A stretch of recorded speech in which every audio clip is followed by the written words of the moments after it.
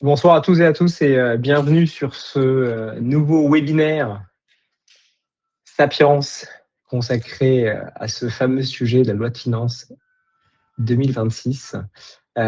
Pour cette occasion et pour ce sujet passionnant et ô combien complexe, nous avons le grand plaisir d'accueillir Alice Guittet, notaire au sein d'une des plus grandes études notariales françaises, j'ai nommé CNC Notaire. Bonsoir Alice. Bonsoir Souleymane, bonsoir à toutes et à tous. Et nous avons également comme invité d'honneur Xavier Guérin, qui est avocat associé au sein du cabinet Arcoud, que Xavier pourra décrire, mais qui est un partenaire de Sapiens et un avocat et un cabinet ô combien reconnu en fiscalité, en particulier en fiscalité internationale.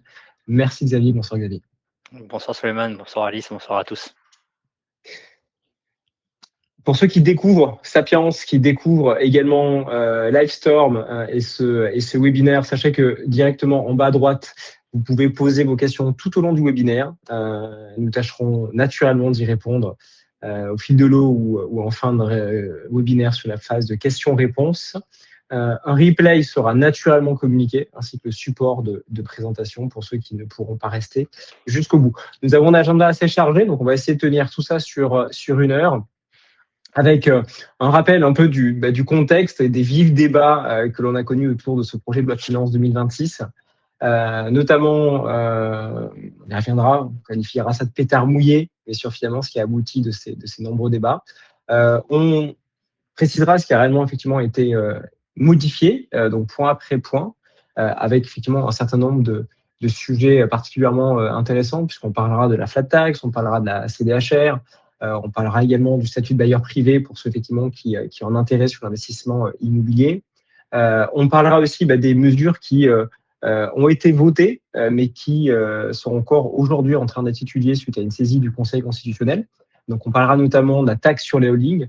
On parlera également du 150-Zobéter et de la restriction du périmètre d'éligibilité pour ce cadre fiscal et naturellement pour les entrepreneurs et le sujet de la transmission, le fameux pacte du trade qui a subi également un certain nombre de changements, toujours en cours de discussion. Donc, vous l'avez vu, un panorama très large, passionnant, que nous allons essayer de traiter avec l'ensemble de nos invités. Pour ceux qui découvrent Sapiens pour la première fois, un bref rappel de qui nous sommes et dans quel environnement nous intervenons. Donc, Sapiens, pour ceux qui nous découvrent, est un multi-family office unique en son genre, à la fois au titre de sa structuration et à la fois au titre de l'offre qui est proposée. Au titre de sa structuration, puisque nous avons la chance d'être une déclinaison et aussi d'être une filiale du plus grand multi-family office parisien et français, j'ai nommé Ivesta, qui gère aujourd'hui près de 6 milliards d'encours pour une centaine d'entrepreneurs, essentiellement des entrepreneurs de première génération, qui sont sur des patrimoines compris entre 20 millions et 1 milliard d'euros de patrimoine. Très vite, Ivesta a compris qu'il y avait un ventre mou, cette gestion de fortune, avec souvent sur Paris, en région, des entrepreneurs qui se sentaient à la fois des fois trop sophistiqués pour des fois des vendeurs de défisques et d'immobilier, à la fois pas assez fortunés pour pouvoir accéder à des grandes banques privées américaines et qui finalement auraient souhaité accéder à l'écosystème Investa, mais qui n'avaient pas effectivement les moyens financiers suffisants pour le faire. Et c'est à ce titre, et c'est dans ce cadre que nous avons voulu créer cette déclinaison d'Ivesta, à savoir Sapiens. Déclinaison en termes d'univers d'investissement, puisque l'ensemble des investisseurs Sapiens ont accès à tout l'univers d'investissement Ivesta, qu'il soit coté ou non coté. C'est également l'accès à l'expertise, notamment en ingénierie patrimoniale et aussi aux partenaires d'Ivesta, puisque c'est dans ce cadre qu'on a eu la chance de rencontrer CNC et Arcoud. Et également avoir accès à cette puissance financière apportée par Ivesta qui aujourd'hui dispose de près de 2 milliards d'encours sur les marchés privés, donc private equity, des privés, immobilier, infrastructure, et qui leur permet d'avoir accès à des fonds top quartile. Donc déclinaison en termes d'offres, déclinaison en termes de services, puisque au-delà de cette partie investissement, Sapiens s'est équipé effectivement aussi d'une équipe d'ingénieurs patrimoniaux qui accompagne en fait ces investisseurs sur tous les sujets de fiscalité, de droit civil, de transmission, de structuration, actuellement aussi des fois un peu de réflexion sur l'expatriation, et on le fait à la fois en interne et naturellement avec nos partenaires avocats et notaires. Dernière spécificité d'Ivesta et de Sapiens, Ivesta est détenu à 40% par quelques-uns de ses plus grands et plus célèbres clients. On peut citer Olivier Duhat, cofondateur de WebHelp, Céline Lazorte, cofondatrice de Litchi et de MangoPay, Augustin Paluet-Marmont ou encore Piesco Succo-Morizet, qui accompagnent le développement d'Ivesta et de Sapiens, qui contribuent avec leur réseau à nous présenter de nouveaux investisseurs, de nouveaux entrepreneurs et aussi de nouveaux fonds d'investissement. Puisque dans nos due diligence, on apprécie aussi avoir des entrepreneurs qui nous font leur feedback sur la qualité de gestion de ces différents véhicules. Donc, un écosystème très large, un accompagnement patrimonial à 360 degrés, capable à la fois de collaborer, de prendre de la hauteur avec notamment nos partenaires bons privés quand nos investisseurs ont des besoins de financement, de travailler sur des sujets, on l'a évoqué, avec nos amis notaires et avocats fiscalistes, de travailler, d'identifier des experts comptables spécialisés dans leur domaine et adaptés en fait aux attentes de nos investisseurs. Et pour ceux des fois qui ont un peu d'aversion administrative et qui, à juste titre, souhaitent déléguer une partie, notamment leur déclaration fiscale, des partenaires sur la partie services et déclaration fiscale. Et enfin, pour des entrepreneurs aussi qui ont des fois envie de faire du build-up ou de réinvestir une partie de leur cash-out dans des reprises d'entreprise ou dans du capital retournement, on a aussi ce partenariat avec des banques d'affaires. J'ai déjà beaucoup parlé. The mic is yours. Alice, je te laisse présenter CMC. Merci Souleymane. Donc Alice, effectivement, je suis donc notaire au sein de l'étude C&C Notaire, qui est une étude située à Paris d'une centaine de collaborateurs et qui accompagne plus spécifiquement les dirigeants d'entreprise. C'est effectivement vraiment la marque de notre étude et puis une clientèle aussi privée plus générale, dans toutes ces préoccupations patrimoniales qui vont donc des préoccupations d'ordre plutôt protection, risque incapacité, décès, séparation, de la structuration et de l'arbitrage des actifs, jusqu'à la transmission et l'optimisation de cette transmission du coup de manière générationnelle et autres. Merci Alice. Pardon, Xavier. Et effectivement, donc le cabinet Harcourt, c'est un cabinet qui est dédié à la clientèle privée.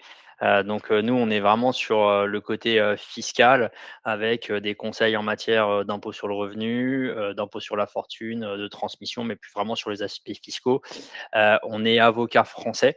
Donc, on pratique la fiscalité franco-française dans un cadre domestique. Mais effectivement, Souleymane, comme tu le disais au début, la petite particularité du cabinet Harcourt, c'est qu'on a une bonne expertise, voire une forte expertise, on va dire, en fiscalité internationale. C'est-à-dire qu'on n'est pas avocat étranger, mais on travaille beaucoup sur les stratégies, ce qu'on va appeler cross-border, c'est-à-dire qui vont mêler à la fois la France et un autre pays, parce que soit il y a le client décide de s'expatrier, soit parce qu'il y a des actifs à l'étranger.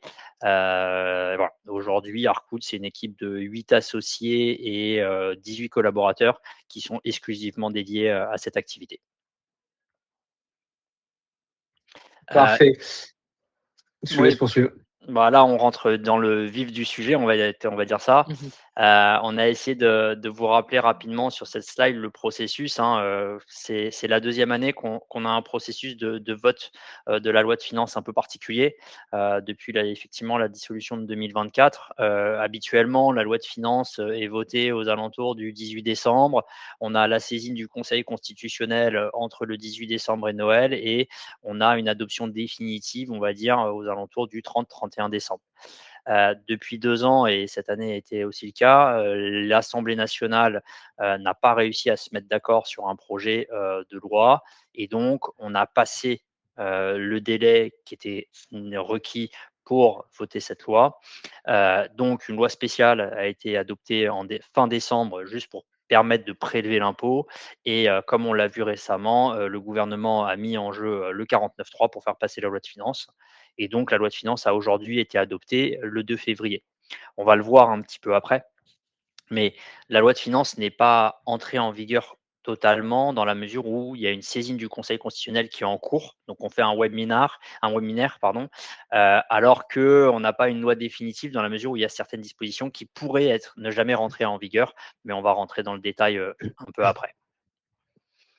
Exactement, puisque c'est une manière de rester un peu optimiste après le climat anxiogène que l'on a pu avoir pendant ces différents débats. Comme j'ai dit en introduction, c'est un peu un pétard mouillé, mais de suite en fait mettre de côté ces sujets qui n'ont pas été retenus. Il a été effectivement question de l'impôt sur la fortune improductive qui a finalement été rejeté par le Sénat et on conserve en fait un format d'impôt sur la fortune immobilière dans sa forme initiale.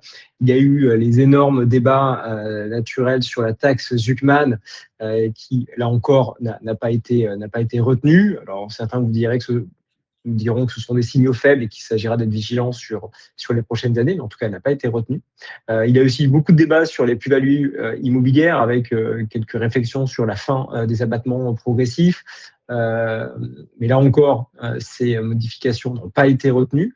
De nombreux débats aussi autour de l'exit tax, puisque la volonté, il fut un temps du législateur, était de contraindre, là encore, l'exit tax et de revenir en fait sur sa version de pré-2019, avec voilà une contrainte sur le délai, puisqu'aujourd'hui on est sur un délai de 2 à 5 ans et on serait reparti effectivement sur un délai de près de 15 ans. Là encore, ceci n'a pas été retenu. Et enfin, sur les sujets de fiscalité successorale et le sujet des donations, maintien effectivement en l'état du cadre fiscal. Et au-delà de tout ça, il y a aussi d'autres débats, notamment sur les enveloppes fiscales d'investissement. Je pense notamment au PEA, à l'assurance vie, qui ont été maintenus dans leur schéma initial et que l'on continue naturellement à utiliser pour nos investisseurs.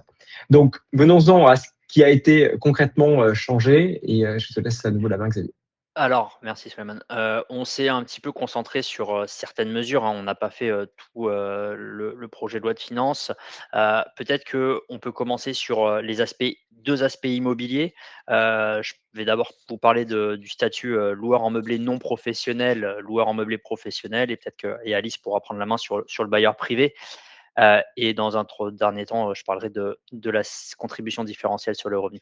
Sur le statut, ce qu'on va dire appelé LMNP ou LMP, c'est une petite mesure, mais qui va faciliter la vie de beaucoup de non-résidents. Il faut savoir que lorsqu'on est loueur en meublé professionnel, c'est-à-dire qu'on a plus de 23 000 euros de recettes qui proviennent de la location meublée, et que ces recettes représentent plus de 50% de nos revenus professionnels. Donc, vous prenez un contribuable français ou un résident français qui va avoir 2-3 LMNP, enfin de location meublée. S'il a un salaire à côté, d'une manière générale, il ne va pas être considéré comme loueur en meublé professionnel. Il va être loueur en meublé non professionnel. Quand vous aviez des non-résidents, jusqu'au vote de la loi et son entrée en vigueur, en fait, les revenus professionnels qu'on prenait en compte, c'était uniquement les revenus professionnels français.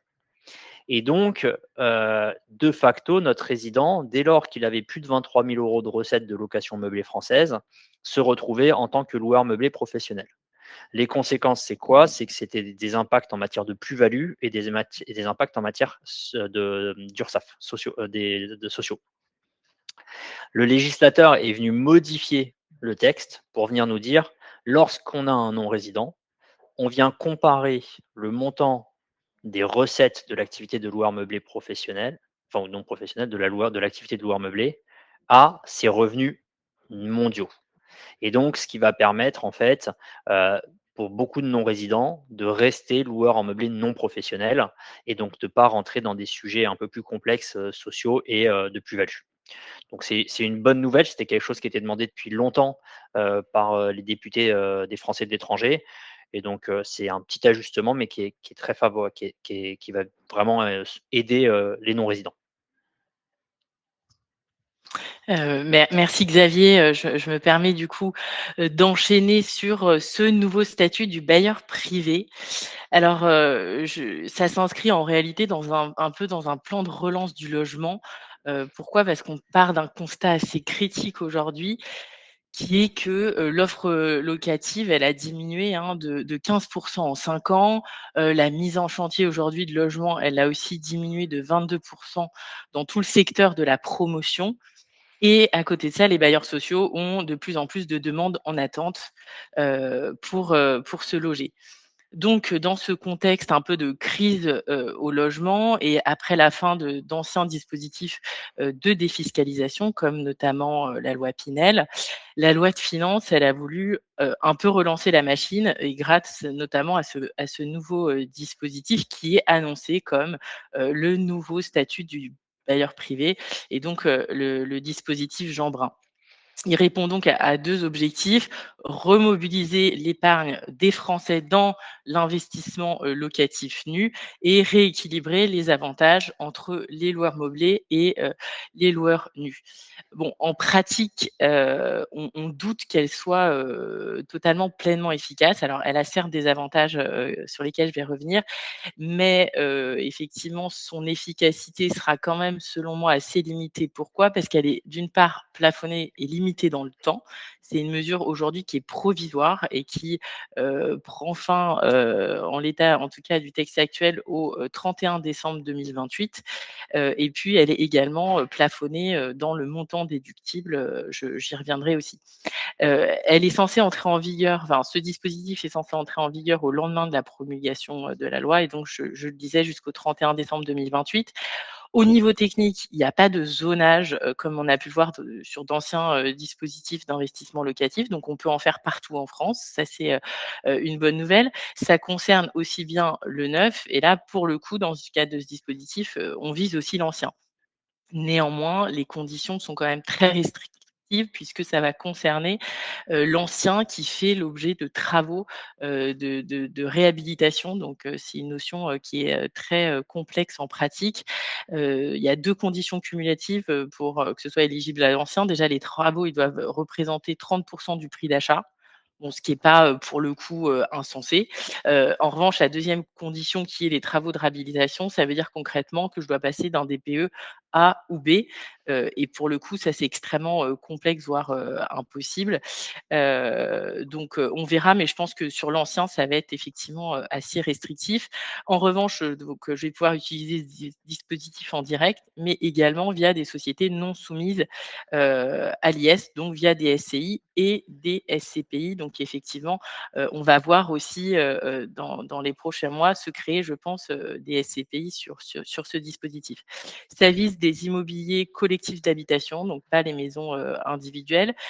On repasse pour le coup sur un engagement, de location de 9 ans, alors que dans le Pinel, on était sur une durée de 6 ans. Donc je suis sur de la location nue et ça doit être, obligatoirement pour la résidence principale du locataire. J'ai évidemment des conditions de ressources du locataire et des conditions aussi,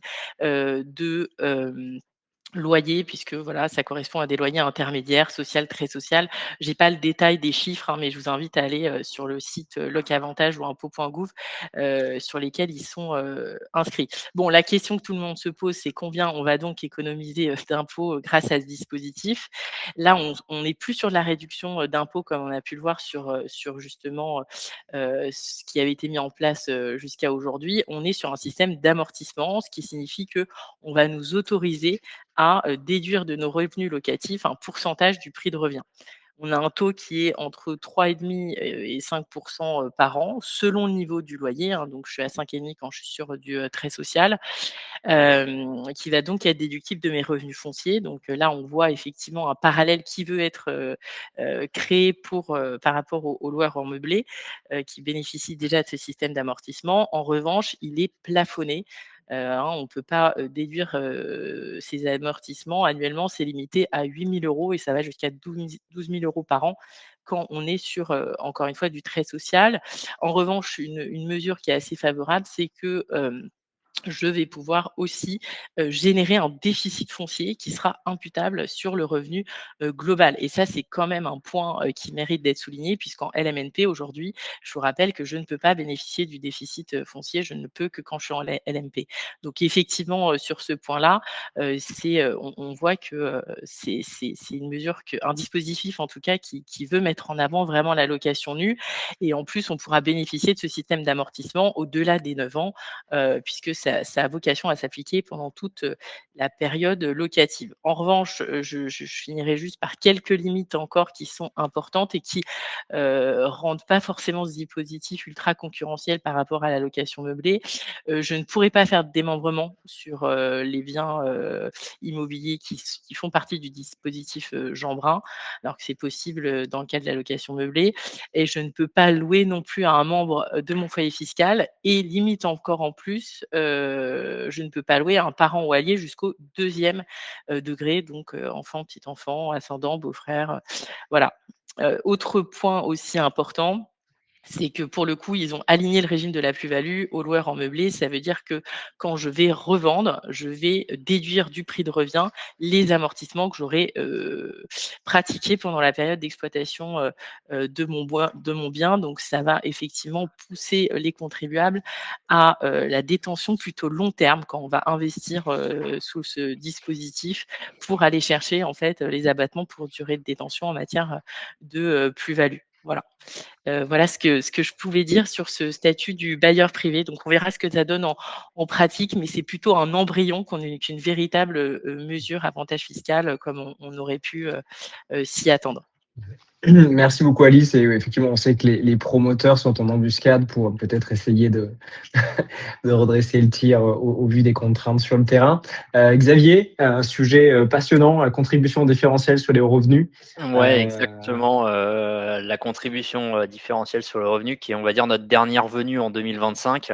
On va faire un petit peu d'histoire, hein, mais cette contribution a été adoptée pour la première fois en février 2025, et donc elle s'est appliquée ou elle va s'appliquer en fait au revenu 2025 pour la première fois. Le principe de la contribution différentielle sur les hauts revenus, c'est de s'assurer que l'ensemble des contribuables acquittent au minimum un taux d'impôt sur le revenu de 20%. C'était le postulat. Juste pour qu'on soit clair, on parle uniquement d'impôt sur le revenu, donc pas de prélèvements sociaux sur les revenus du patrimoine, par exemple. Je vous prends un petit exemple. Aujourd'hui, vous avez, enfin non, plutôt sur 2025, si vous aviez un dividende, il était imposé à ce qu'on allait dire la flat tax, donc à 30%, 12,8% d'impôt sur le revenu et 17,2% de prélèvements sociaux. La contribution différentielle sur les hauts revenus, donc la CDHR, elle se concentre sur les 12,8. Les 17,2% vont venir en plus. Je vous dis qu'il faut faire peut-être un petit peu d'histoire parce que faut ne pas la confondre avec la contribution exceptionnelle sur les hauts revenus qui est là, elle, depuis plus de 15 ans. Et cette contribution exceptionnelle sur les hauts revenus, elle s'applique aux foyers pour des célibataires qui gagnent plus de 250 000 euros par an et pour des couples mariés qui gagnent plus de 500 000 euros par an. Et en fait, c'est une contribution qui vient s'ajouter.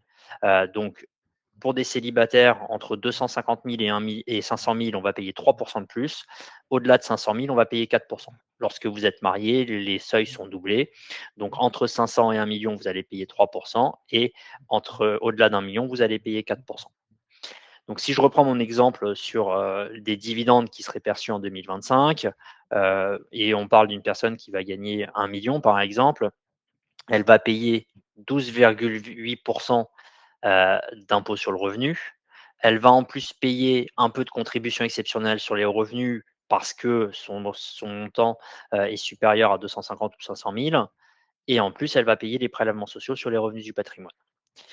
La contribution différentielle sur les hauts revenus, elle vient se concentrer donc sur ces 12,8 plus la CEHR.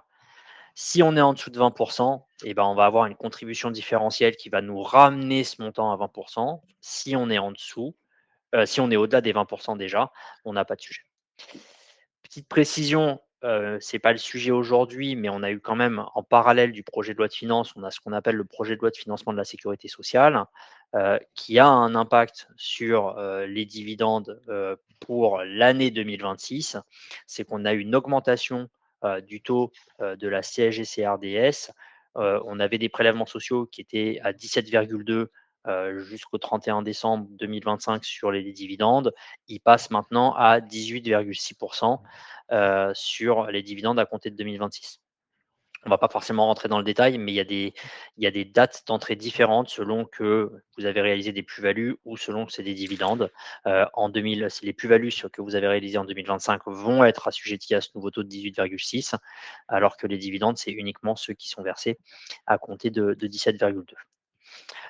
Je vais rentrer un petit peu dans le détail de la contribution différentielle sur le revenu, mais je vais essayer de faire quelque chose on va dire, d'assez light parce que c'est assez technique de la manière dont on la calcule.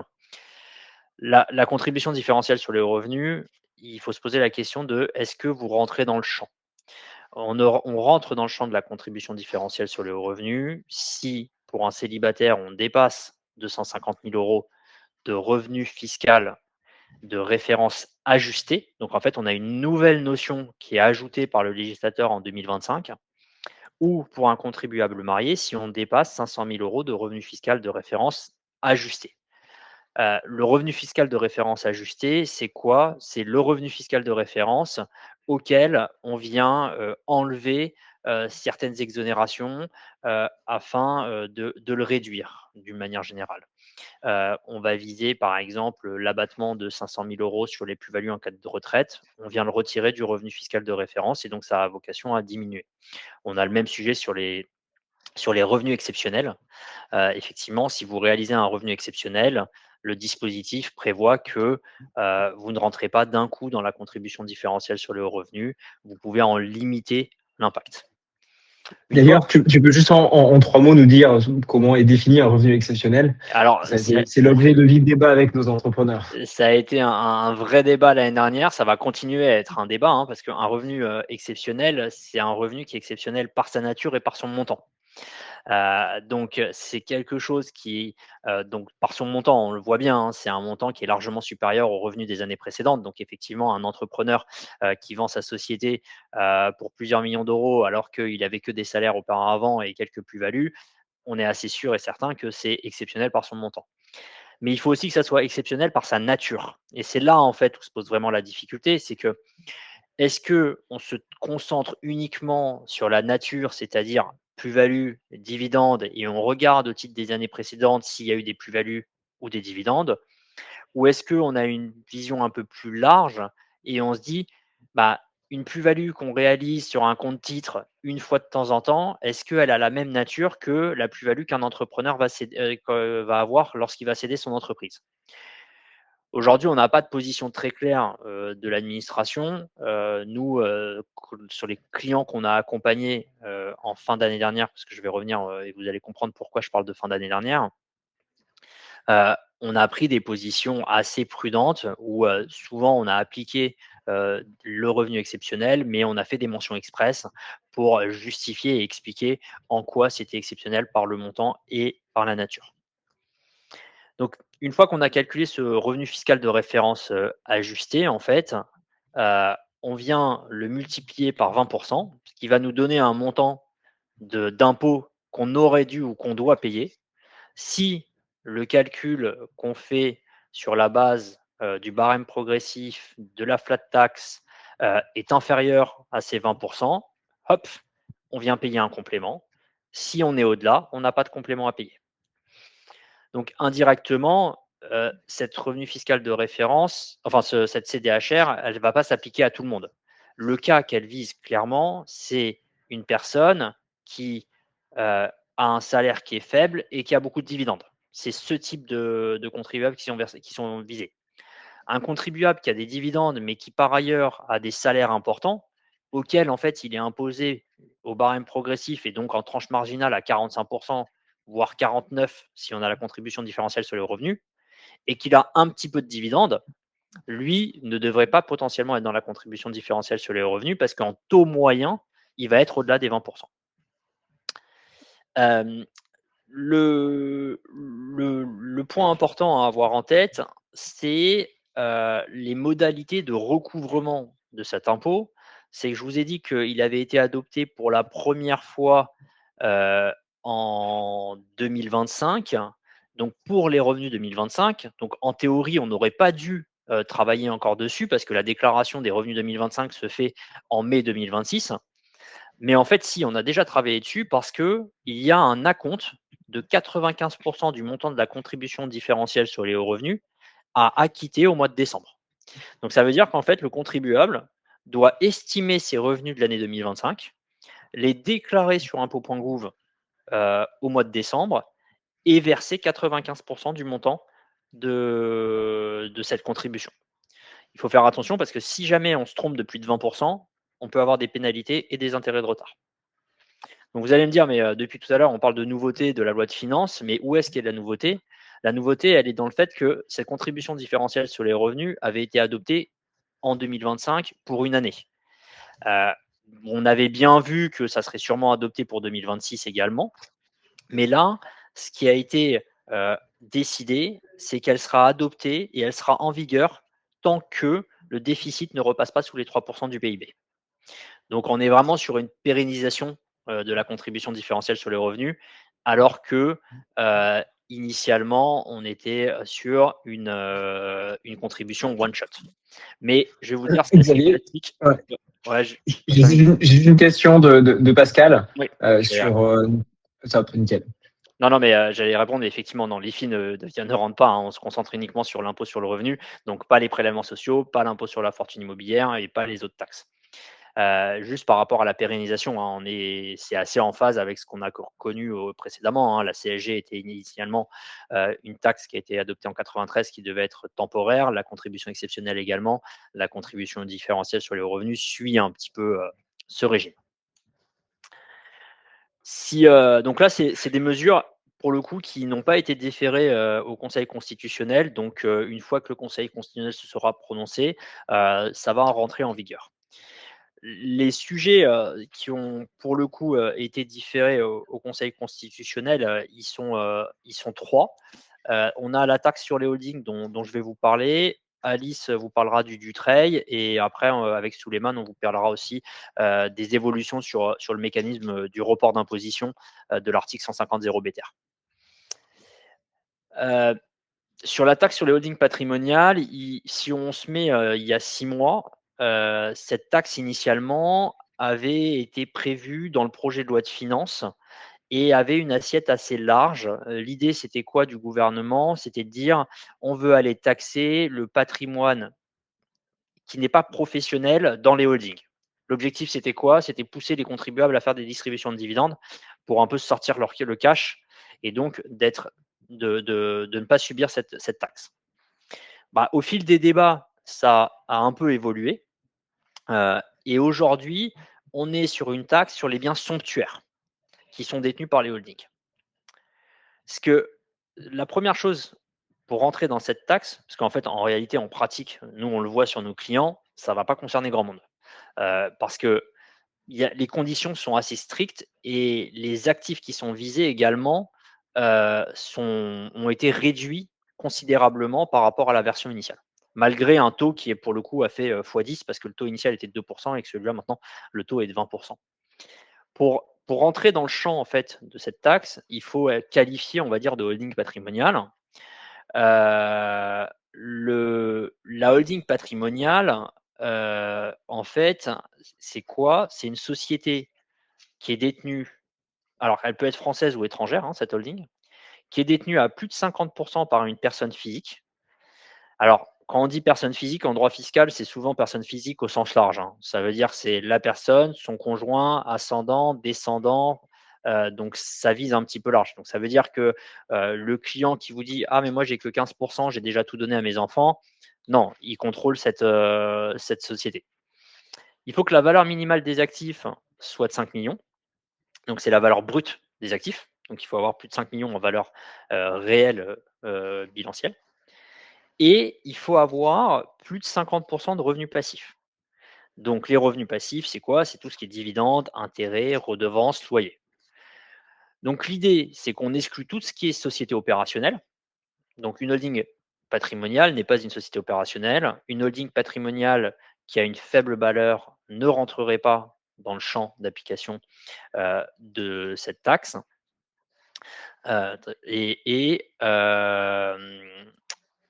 Et donc, comme je le disais, ça va s'appliquer à la fois aux sociétés françaises et aux sociétés étrangères. J'ai vu qu'il y avait des questions, j'y répondrai après. Je termine juste sur la holding patrimoniale parce que c'est pas le même sujet. Donc sur la holding, donc une fois qu'on qualifie de holding patrimoniale, en fait, ce qui va se passer, c'est que on va aller regarder si cette holding détient certains actifs. Et si cette holding détient certains actifs, elle va être assujettie à une taxe de 20% sur la valeur des actifs. Les actifs qui sont visés, on vous les a listés là, c'est les actifs qui sont affectés à la chasse et pêche, aux véhicules de tourisme, aux yachts, les avions, les bijoux, les chevaux, les vins et l'alcool. Pascal, pour répondre à votre question, c'est la valeur réelle qu'on vient regarder. Donc on vient regarder l'actif, on regarde si la valeur réelle des actifs est supérieure à 5 millions et on la prend. Et Je pense que la question de Pascal est de savoir si, par exemple, s'il y avait de la dette, non, donc c'est on parle actif pas de brut. valeur nette, voilà, Non, on parle c'est bien valeur d'actif brute. brut. Voilà. Ah, exactement. De l'autre côté, donc il y a ces biens somptuaires. Et puis, il y a une autre catégorie qui a été ajoutée, c'est la catégorie sur les logements. C'est les logements qui sont à titre gratuit ou donc c'est un logement qui serait détenu par une holding et qui serait mis à disposition à titre gratuit d'un associé ou d'une personne à un loyer ou à un loyer inférieur au marché ou qui serait mis à la disposition d'une personne du cercle familial. Bon, si on regarde ces différents biens, en réalité, si on se concentre sur la question du logement, aujourd'hui, une société IS, donc soumise à l'impôt sur les sociétés, qui mettrait à disposition à titre gratuit un bien à un associé, si elle ne fait pas payer de loyer, c'est un acte anormal de gestion. Donc, on a des conséquences en matière d'impôt sur les sociétés. Donc, c'est vrai que c'est nous, dans nos dossiers, quelque chose qu'on voit assez rarement. On a toujours justement dans le conseil, on explique qu'il faut mettre un loyer de marché si jamais l'actif immobilier est détenu à Guillaume, je répondrai à votre question après, c'est un vrai sujet ça. Serait détenu enfin, on met un loyer de marché si l'actif immobilier est détenu par une société à l'IS. Donc, et là, je vais répondre à votre question, Guillaume, qui est, pour que tout le monde si tout le monde ne l'a pas vu, c'est de savoir si mes biens somptuaires ne sont pas détenus par ma holding patrimoniale, mais sont détenus par une filiale de ma holding patrimoniale, est-ce que je rentre dans le champ?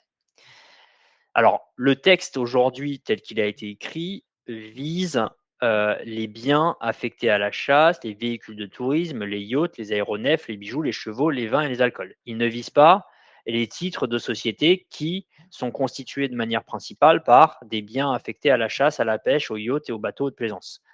Donc, si on fait une lecture stricte du texte, on a envie de dire ah non, ça ne s'applique pas. En revanche, dans la mesure où c'est un texte qui vise plutôt, on va dire, éviter les abus, et quand on regarde les débats parlementaires, on voit clairement que dans l'esprit du législateur, heu, il visait quelque chose de large. Donc c'est-à-dire que même si vous aviez une société sous-jacente, il considère que ça doit s'appliquer. Je pense qu'en réalité, alors le texte c'est tout nouveau, hein, mais le cas de la SCI, si c'est une SCI qui est transparente, qui est détenue par une société holding, effectivement, avec un bien immobilier qui est mis à disposition d'un associé et il n'y a pas de loyer de payer, je pense qu'on est dans le régime et que effectivement la taxe va s'appliquer là-dessus. Si en revanche, par exemple, l'exemple qu'on prend, c'est que vous avez une filiale avec des véhicules de tourisme, mais une société qui est à l'IS et qui est des véhicules de tourisme qui sont l'annexe d'une activité, par exemple un garage et il y a des véhicules de tourisme, peut-être qu'on aurait des arguments pour ne pas tomber dedans. Ce qui est sûr en tout cas, c'est que lorsque l'actif est affecté à une activité industrielle, commerciale, artisanale, agricole ou libérale, on est exclu du champ. C'est-à-dire que je reprends mon exemple sur le véhicule de tourisme. Une personne qui a une société qui fait de l'achat-revente de véhicules de tourisme ne serait pas concernée par cette taxe parce que c'est son business. L'un des points importants également sur cette taxe, et c'est sûrement l'un des sujets en fait qui pourrait être discuté devant le Conseil constitutionnel, c'est la question du redevable de la taxe. parce que tout à l'heure, je vous disais que ça s'appliquait à la fois aux sociétés françaises et à la fois aux sociétés étrangères. Lorsque la société française, le redevable de la taxe, c'est la société française. Lorsque la société est à l'étranger, le redevable de la taxe, c'est la personne physique. Donc, on a quand même une personne différente qui est redevable de la taxe, de cette taxe sur les holdings, ce qui pourrait un petit peu embêter le Conseil constitutionnel. Enfin, la question que tout le monde se pose, c'est la date d'entrée en vigueur de cette taxe. Elle va s'appliquer aux sociétés à compter de l'exercice clos 31 décembre 2026. Donc, ça veut dire que c'est les exercices clos à compter de la fin de l'année et donc potentiellement, c'est une première taxe à payer l'année prochaine. Il n'y en aura pas pour cette année. Je m'arrête là parce qu'on a d'autres sujets sur le report d'imposition. On a pas mal de sujets, exactement. Donc, Constantin, on reviendra si on a le temps sur vos questions. Et je passe sur la question de l'apport cession.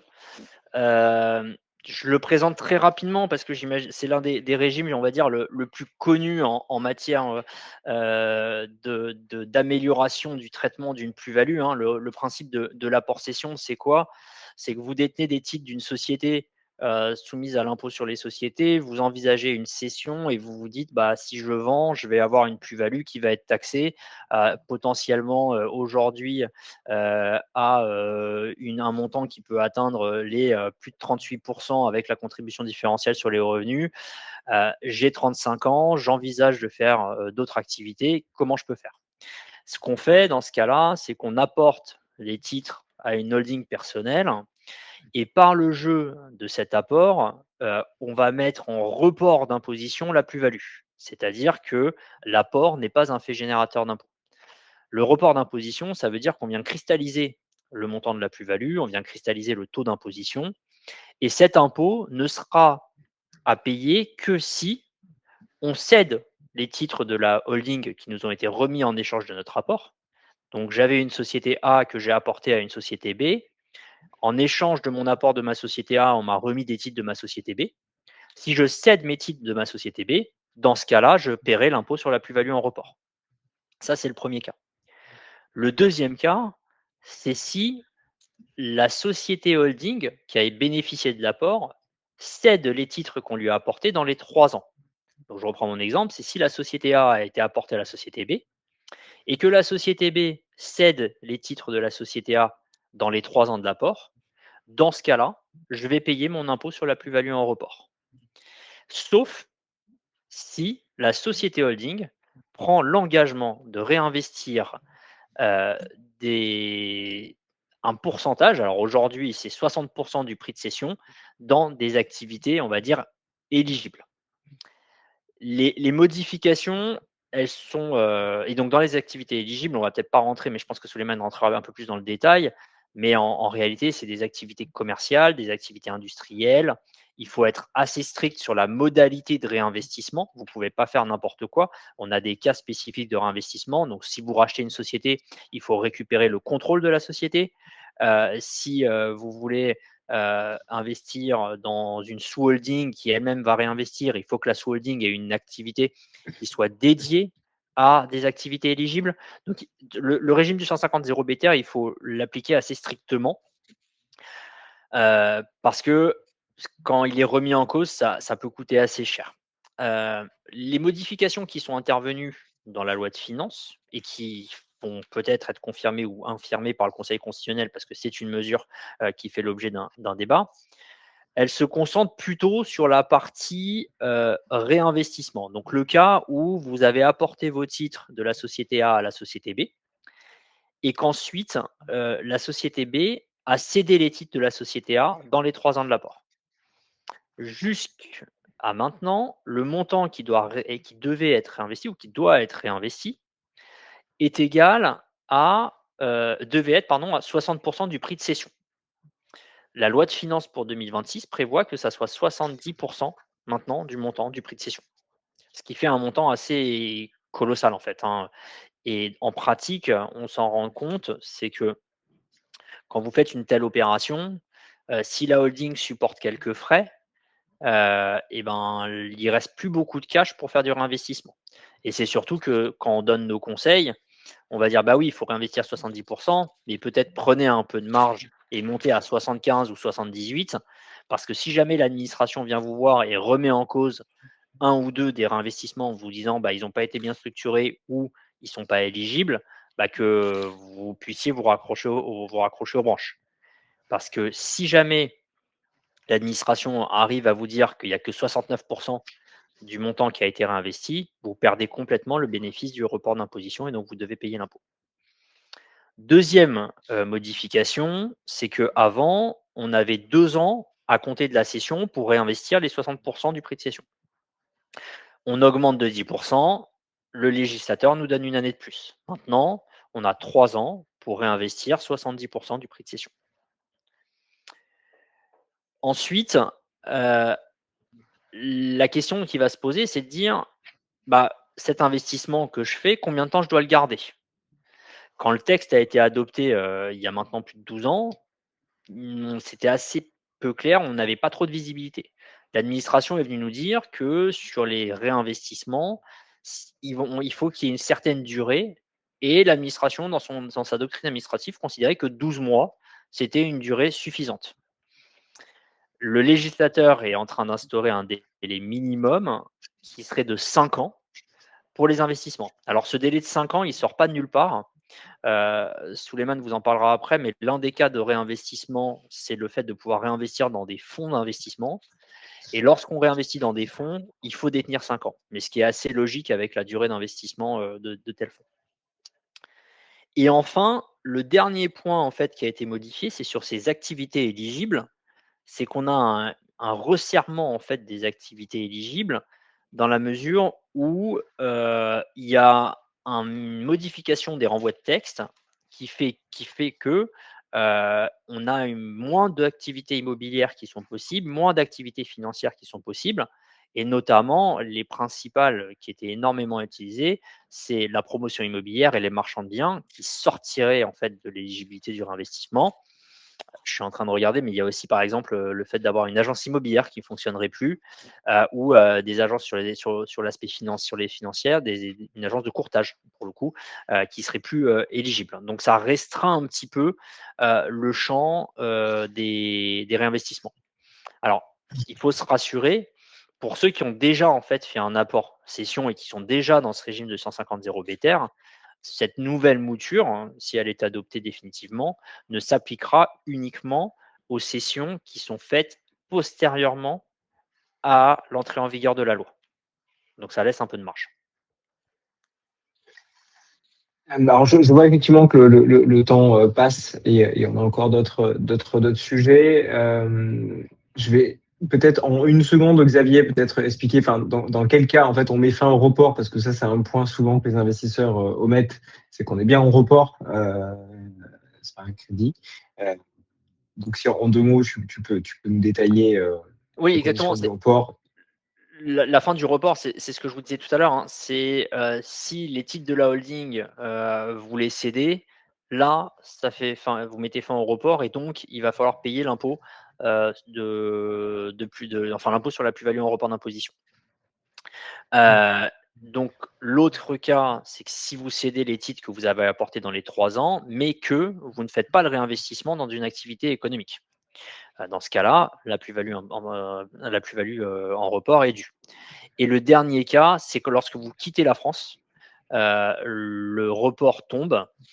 Alors, en réalité, il n'y a pas forcément à payer l'impôt parce qu'on tombe en fait dans le mécanisme de l'exit tax. Et donc, l'exit tax permet, sous certaines conditions, d'avoir un sursis de paiement qui fait qu'on n'a pas l'impôt à payer, mais en revanche, on a basculé sous le régime de l'exit tax.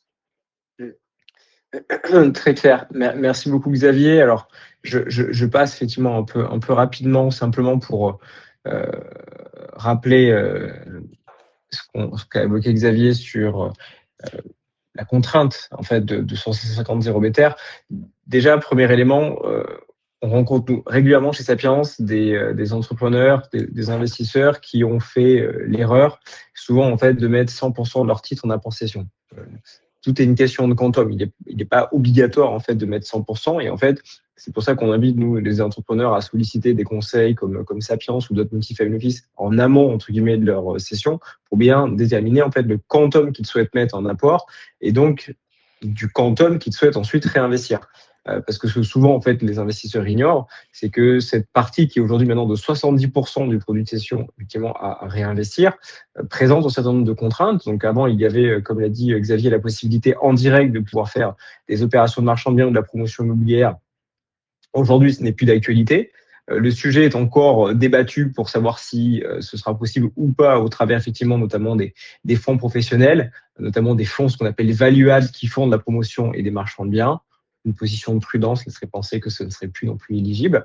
Et il ne resterait plus finalement dans la partie, on va dire un peu immobilière, que la partie qu'on appelle activité para-hôtelière, donc des opérations liées aux murs et aux exploitations d'hôtels, mais on se rapproche quand même du monde du private equity. Donc, on se rapproche d'un environnement où il existe un risque de perte partielle ou totale en capital. Donc, c'est ce qu'on explique bien à nos investisseurs, c'est que oui, l'apport cession est un régime qui peut être pertinent et adapté pour certains investisseurs. Attention au manque de liberté associé. Si vous voulez faire une résidence secondaire, si vous voulez payer des voyages, acheter des œuvres d'art ou autres sujets, eh bien, gardez un quantum, déterminez vos poches d'investissement pour éviter de vous retrouver contraint. Et même si on est passé de 2 ans à 3 ans pour réinvestir de manière en fait sélective un produit de cession qui peut parfois être un peu important, c'est une durée particulièrement courte. Généralement, les investisseurs pendant un an se laissent un peu de temps pour digérer l'exit et ensuite il ne leur reste plus que maintenant 2 ans pour réinvestir et ce serait dommage de le faire par défaut. Donc je passe rapidement là-dessus, mais simplement pour dire que la réalité du monde des fonds éligibles au 150 0 BTR fait que, en raison des contraintes, ce ne sont pas les fonds top quartile. Si vous voulez effectivement les meilleurs fonds top quartile anglo-saxons, eh bien, ce ne seront pas des fonds éligibles au 150 0 BTR. Je te laisse la parole, Alice, sur le pacte du trade. Ouais, merci Souleymane. Donc rapidement avec le temps qui nous reste, hein, juste en quelques mots, le dispositif du trade, il existe aujourd'hui depuis plus de 20 ans. C'est un dispositif absolument central pour faciliter et accompagner la transmission des entreprises familiales dans une logique de continuité économique, hein. Sans ça, il y en a beaucoup qui seraient amenés effectivement à ouvrir leur capital, céder des actifs ou bien vendre tout simplement pour être en mesure de payer les droits de succession. C'est un enjeu d'autant plus important, hein, qu'on dit qu'il y a effectivement plus de 63 000 dirigeants d'ici demain qui partiront donc à la retraite. Donc la transmission, en tout cas à la génération, constitue aujourd'hui un défi économique majeur. Les mesures, globalement vont beaucoup moins loin qu'on aurait pu le craindre, hein, et elles sont, effectivement, nettement, mesurées. On est, et globalement avec toute cette réforme, comme Souleymane et Xavier ont pu aussi l'expliquer, durant le webinaire, face à un peu à un texte de compromis. Hem, L'idée, de la réforme, c'est de recentrer ce dispositif sur les actifs qui sont réellement productifs, sur, l'entreprise opérationnelle, créatrice de valeur, économique et non pas à des structures effectivement, plutôt à dominante patrimoniale ou financière, ou qui détiennent des actifs, de confort. En quelques mots, le dispositif du trade, il va permettre une exonération de 75 de la valeur des titres transmis par donation ou succession. Donc j'ai, seulement 25 qui restera, donc taxable sous réserve bien sûr de, respecter un certain nombre de, conditions, notamment des engagements, de conservation, collectif de 2 ans qui doit être en cours au moment de la transmission, et puis jusqu'à présent un engagement individuel, de conservation, de 4 ans pris par l'héritier ou le donataire. Une poursuite de l'activité durant toute la durée, effectivement de conservation et puis également l'exercice de fonctions, de direction. Je vais, surtout, m'attarder aux changements et l'objet de cette réforme, parce qu'effectivement on a 2 mesures majeures, qui ont été, du coup prises, mais, sous réserve qu'effectivement, ce soit validé par le Conseil constitutionnel. La première mesure, c'est que, effectivement, la loi de finances, prévoit d'exclure les actifs qui ne sont pas exclusivement affectés à, une activité professionnelle. Voilà, donc ce qui est pas mal, c'est qu'on a une liste exhaustive de ces biens. Je suis pas, sûre que ça conserve non plus un grand nombre de nos clients. Enfin, en tout cas pour nous, ça va vraiment, pas concerner, tout le monde. Hem, donc ça a un impact qui reste quand même assez résiduel. Ça aurait été beaucoup plus difficile s'ils avaient validé en revanche, les premières propositions qui visaient à exclure des actifs non nécessaires à l'exploitation professionnelle de l'entreprise, puisque là, on aurait eu plein de difficultés, d'interprétation, notamment au regard de la, trésorerie excédentaire qui a été, voilà, visée, en début. Donc là, concrètement, ça signifie quoi? Ça signifie que si j'avais une société commerciale, dont 90 de la valeur correspond à l'activité commerciale et par exemple 10 d'investissement locatif. Avant la réforme, le dispositif pouvait s'appliquer sur 100 de la valeur de mes titres. Désormais, l'abattement de 75 ne s'appliquerait du coup que pour, les 90 qui correspondent à cette activité et les 10 seraient donc, transmis selon le régime et barème classique. Donc on avait une approche globale, là, ça va nous amener à avoir une approche un peu plus, analytique, à regarder évidemment les bilans et à ventiler, les valeurs quand on est face à ce type d'actifs, non affectés. Non affectés puisqu'effectivement, j'ai quand même une, exception qui subsiste. Si ces actifs qui font partie de la liste, hein, je les recite pas, mais, c'est effectivement les chevaux, les biens de chasse et pêche et cetera. Si, ils sont affectés à l'activité professionnelle, depuis au moins 3 ans avant la transmission, dans ce cas-là, ils pourraient être exclus, enfin, ils pourraient être, pardon, maintenus, dans le cadre du dispositif ou bien, s'ils ont été acquis depuis moins de 3 ans, eh bien, il faudra, qu'ils restent affectés pendant toute la durée de conservation. Ils ont étendu aussi la réforme, elle s'applique aux lignes animatrices et aux actifs qui sont détenus par les filiales contrôlées et animées. Donc, attention, la condition d'affectation, là, pour le coup, s'appréciera, au niveau de la société qui détient réellement l'actif. Donc on va bien sûr vérifier la nature détenue, des actifs détenus par toutes les filiales. Le deuxième élément important, c'est l'allongement de l'engagement, individuel. Je vous disais au début, on a un engagement collectif de 2 ans. Jusqu'à présent, l'engagement individuel qui était pris par l'héritier ou le donataire était de 4 ans et bah, désormais, il passe à 6 ans. Donc on a une durée totale, contrainte qui, passe à 8 ans. C'est pas neutre. Ça renforce une logique de détention, longue, effectivement et voilà, parfois on pouvait s'interroger de mettre un Dutreil entre 2 LBO. Ça sera effectivement beaucoup plus, compliqué aujourd'hui. Donc mais ça correspond à effectivement, les 1ers, débats parlementaires où, on veut, plutôt inscrire cette mesure sur du long terme. En revanche, je tiens juste à préciser que beaucoup de mesures ont été évitées. Il y a eu, le taux du Dutreil qui a été challengé en deçà d'une société qui valait, plus de 50 millions d'euros, on passait à un taux de 50. Il y avait des conditions d'âge également du donataire, qui ont été, retirés, donc particulièrement, animés. Mais en réalité, on ressort avec des modifications.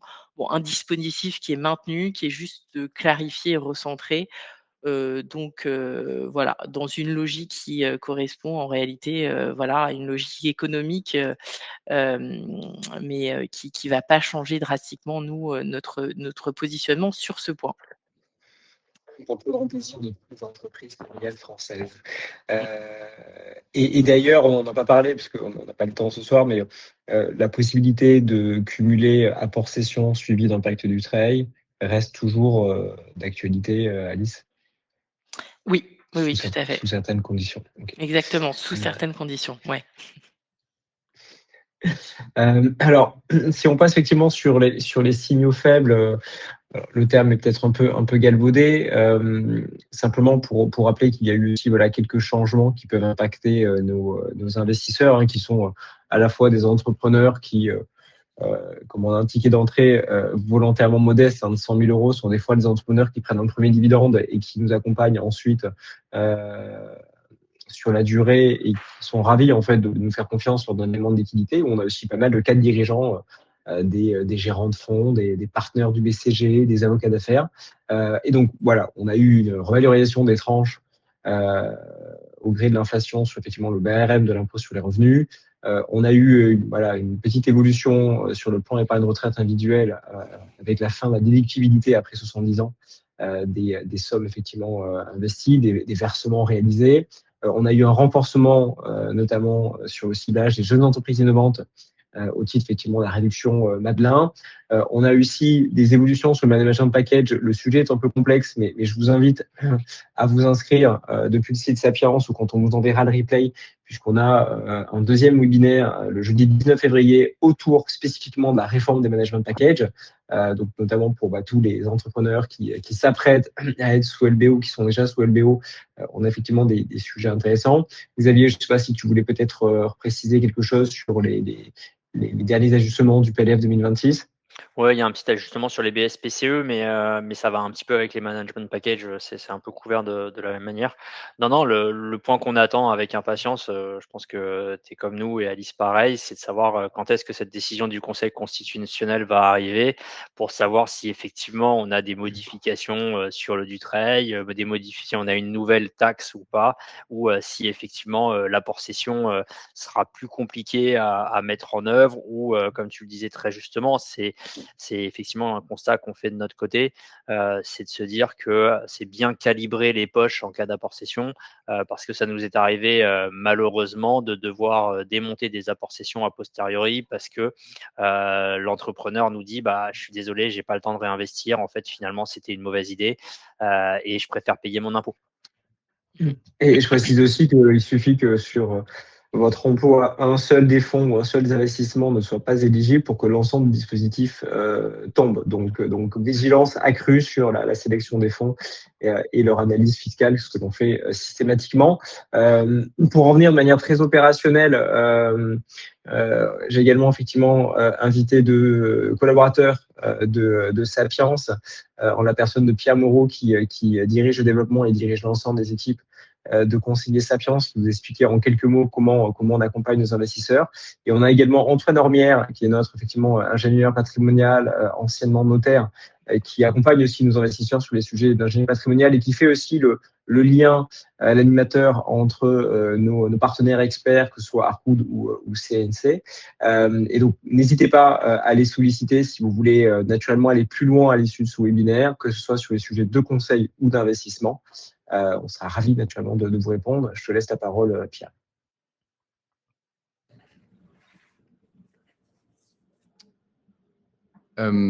Excuse-moi, Souleymane, ça a coupé. Simplement rappeler comment on accompagne nos investisseurs et comment ils peuvent faire appel à nous si certains sur le webinaire souhaitent prendre rendez-vous avec. Avec plaisir, Fabrice, pour votre question, le replay sera bien envoyé à la fin de l'événement. Et donc, vous avez les liens de prise de rendez-vous que je vais vous mettre dans le chat sur la slide juste après. Donc, avec mes coordonnées ou bien celles d'Antoine, pour lequel, avec grand plaisir d'échanger, de creuser vos différentes problématiques et de savoir si Sapiens peut y répondre et ou avec l'aide de nos partenaires que vous avez rencontrés aujourd'hui par l'intermédiaire d'Alice et Xavier et qui, pour lequel, sur la base d'un cahier des charges établi, de travailler la suite potentielle d'une collaboration ensemble. Utiliser ces disponibilités, ce sera avec plaisir. Merci beaucoup. Alors, je vois qu'il est 19h03, on peut se laisser encore 2 minutes parce que Constantin avait deux petites questions, notamment le droit à l'erreur est opposable Gozan sur le calcul de la compte. Je pense qu'on faisait référence notamment à la CDHR. C'est pas forcément. Oui, le droit à l'erreur potentiellement. Après, ça va fonctionner une année, ça fonctionnera peut-être pas 2 ans. Après, ça va dépendre de ce que c'est comme erreur. Ça veut dire que si vous avez oublié un revenu que vous avez réalisé en mai 2025, que vous le saviez, ça peut passer. Mais disons que les retours qu'on a eu de l'administration sur l'application de pénalités sur les acomptes, c'est plutôt de nous dire vous inquiétez pas, on sait que c'est compliqué. On va pas forcément les appliquer si le revenu vous l'aviez pas anticipé, qu'il est arrivé le 25 décembre a posteriori. Donc après, on a été quand même assez prudent de notre côté, toujours de prendre un peu de marge, tout ça, mais on a du mal à voir comment ils vont appliquer ces pénalités sur les acomptes. Merci Xavier. On arrive au terme de ce webinaire. Un tout grand merci Alice, un tout grand merci à Xavier d'avoir été aussi pédagogue sur ces sujets passionnants mais également complexes. Merci à tous les participants d'avoir tenu bon jusqu'à 19h04 pour monter en compétence sur ces sujets. Et il nous tient à cœur chez Sapiens de conseiller en éclairant, et donc c'est un plaisir de pouvoir le faire. Et un grand merci également à Aurore qui œuvre dans l'ombre et qui a participé à la production de ces slides, à l'organisation du webinaire. J'espère que vous avez passé un bon moment, que vous avez beaucoup appris. Nous serons ravis de continuer à vous accompagner en présentiel, en visio avec les équipes de Sapiens. Merci Xavier, merci Alice, merci Pierre, merci Antoine. Merci à tous, merci Souleymane, merci Xavier, merci Pierre. Bonne soirée à toutes et à tous. À très bientôt. Au revoir. Au revoir.